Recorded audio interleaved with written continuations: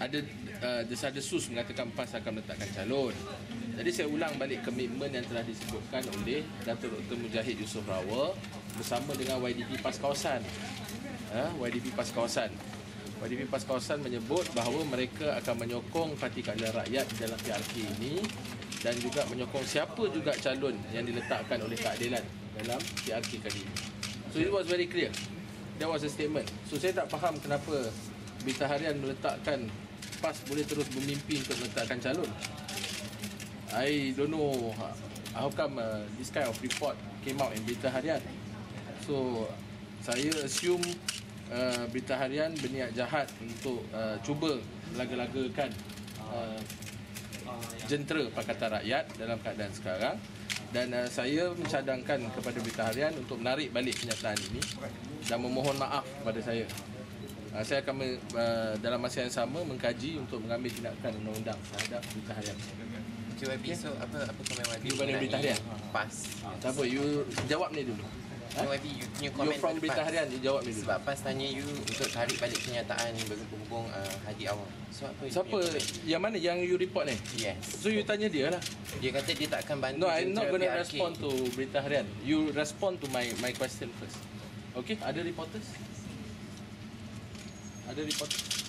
Any question? Bagi sekarang antara DAP, PAS and PKR. Even this one, saya nak beritahu, saya dah clarify dengan Ustaz Yusni, tidak ada official statement daripada PAS mengenai ini. So I don't know. This report came from Berita Harian. Saya So yang Berita, call this man. then you tak apa, you jawab dia. Yes, sorry tadi. Antara DAP, PAS dengan PKR. Yes. Is it the pematang power ni, is it menjejaskan PAS dengan DAP punya pergolakan sebelum ni, which is CM dah putuskan dengan Haji Adi, dan macam mana keadaan tu? Dia sekarang ni di peringkat Pulau Pinang, kita dah adakan, saya ingat banyak pimpinan dah cakap, terutama di peringkat negeri Pulau Pinang, tentang kedudukan meeting sekretariat mesyuarat jawatankuasa sekretariat Pakatan Rakyat di peringkat negeri telah dimulakan sejak daripada kes Datuk Seri Anwar Ibrahim diputuskan 10 Februari. Dan kita telah bertemu, berjumpa dan melakukan mesyuarat.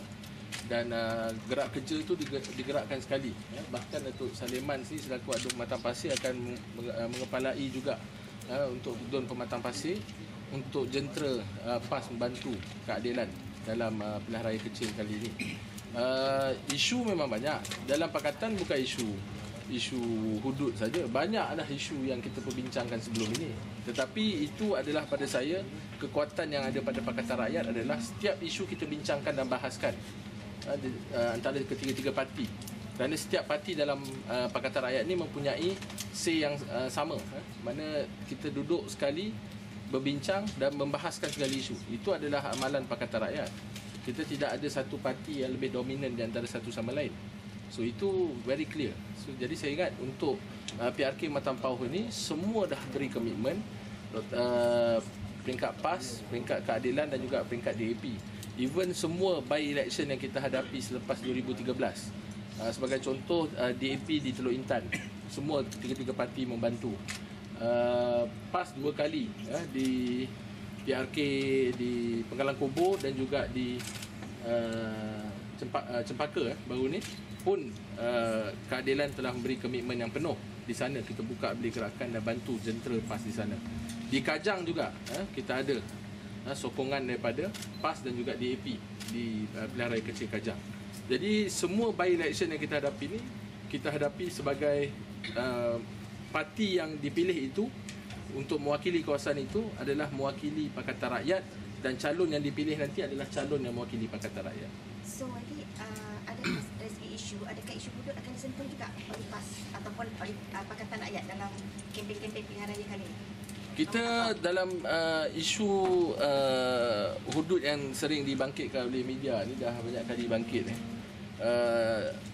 memang akan dijadikan sebagai isu lah. Tetapi saya percaya ada isu lebih besar, iaitu sekarang ini isu pelaksanaan GST. Siti Nurhaliza pun cakap dah GST tak bagus. Rosita Cik Wan pun cakap GST tak bagus. Ni we are talking about artis yang mempunyai pendapatan yang agak lumayan. Apatah lagi orang di bawah yang dalam keadaan sekarang ni berada dalam keadaan yang lebih tertekan. Jadi saya jemput Rosita Cik Wan, Siti Nurhaliza, untuk datang ke Matampau cakap tentang GST. Untuk bincang tentang GST. Kalau Tun Mahathir nak datang cakap tentang YMDB pun kita jemput juga. Tapi datang kita arrange pentas lain lah. So you mean isu hudud tak akan disentuh lah? Saya rasa ada banyak lagi isu besar sekarang ni. Kalau takkan sampai kena lambung-lambung Perdana Menteri kan.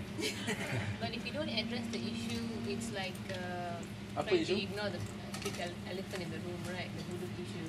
So what is GST? Giant. I mean, if you address all the others, but you do not There's address so many the issues. I hudud, said, but issues that's more concern to the public but in that is Pematang Pau subjective. and to the For some voters. people, hudud is also a big concern. Yeah, it's subjective, like you said. So, It's subjective. yeah, so so it's we not don't gonna have the address that. studies saying that the hudud issue will be the central issue for NST, Berita Harian, Utusan, and TV3. But for GST, YMDB will be for the other press who are with the people. I hope the Star also. Okay? Okay. Okay. Alright.